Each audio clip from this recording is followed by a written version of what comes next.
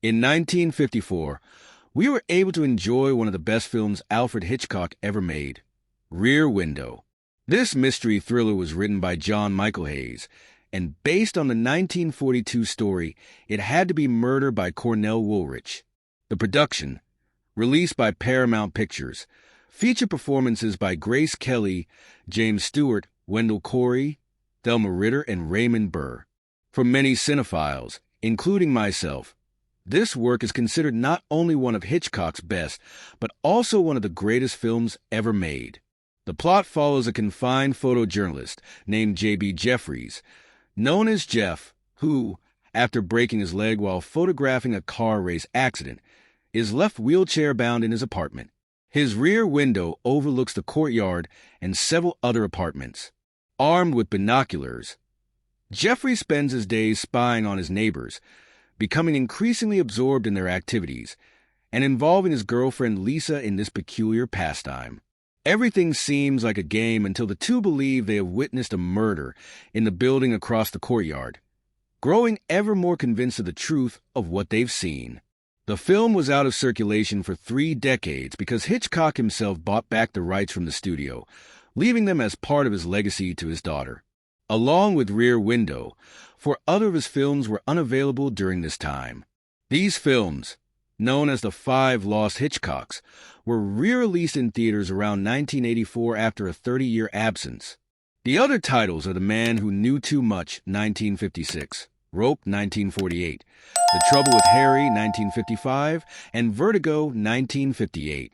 Originally, the scene in which Jeff talks on the phone with his editor was set to take place in the editor's office. In fact, Hitchcock filmed the scene with James Stewart and Gig Young outside of Jeff's iconic apartment. However, the director decided this deviation from the apartment was too distracting and used audio for the phone conversation in the final version. Woolrich's original story did not include a romantic subplot or the additional neighbors Jeffrey spies on. All of these elements were created by Hitchcock and John Michael Hayes. Hayes also encouraged Hitchcock to spend time with Grace Kelly before writing Lisa's character, admitting that elements of the character were inspired by the actress. The relationship between Hitchcock and James Stewart was peculiarly intimate yet formal and distant. They rarely socialized outside of work and spoke little on set, but they communicated through glances that both understood.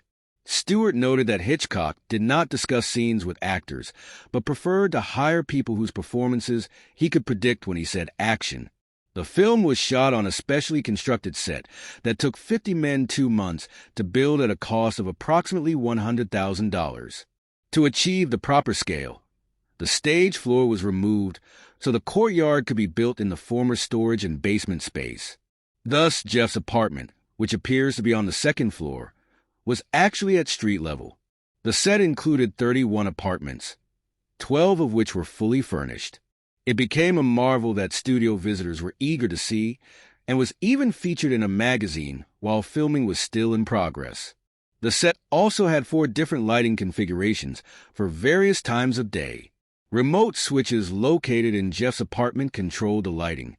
At one point during production, the lights triggered the sprinkler system, plunging the set into complete darkness. Hitchcock worked closely with costume designer Edith Head to perfect grace Kelly's look in the film, a hallmark of his relationship with his leading ladies. He was particularly concerned about the negligee Lisa wears while staying overnight in Jeff's apartment. Privately, he suggested adding padding to the outfit to give Kelly a more voluptuous appearance. However, Head and Kelly made only minor adjustments to the garment's design and Kelly's posture. Hitchcock was deceived into believing Kelly had been padded and approved the look.